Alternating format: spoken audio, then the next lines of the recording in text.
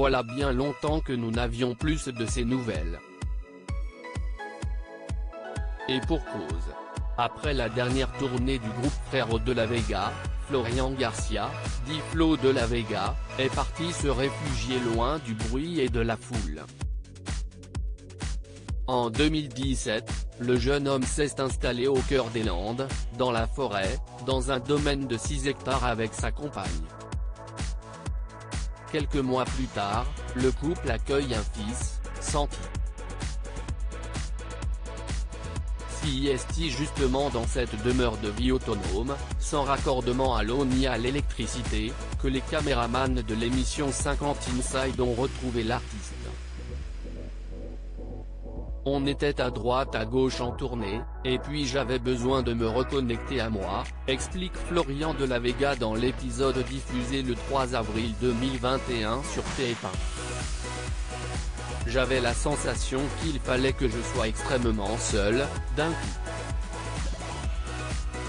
En tout cas, j'étais avec ma chérie, mais je voulais être isolé. Avec un sourire extra large, l'ancienne star de l'émission The Voice a dévoilé cette vie nouvelle, qu'il passe avec sa partenaire, la chanteuse argentine Natalia Doco, et leur fils bilingue de 3 ans, Santi.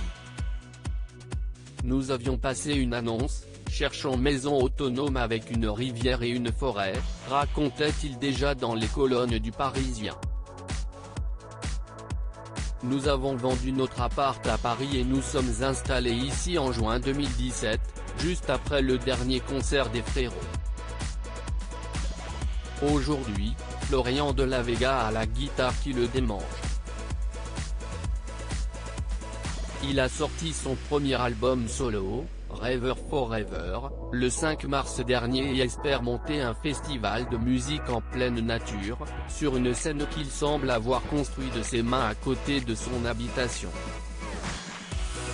Son ancien acolyte, Jérémy Frérot, vit d'ailleurs non loin de lui avec Laure Manodou.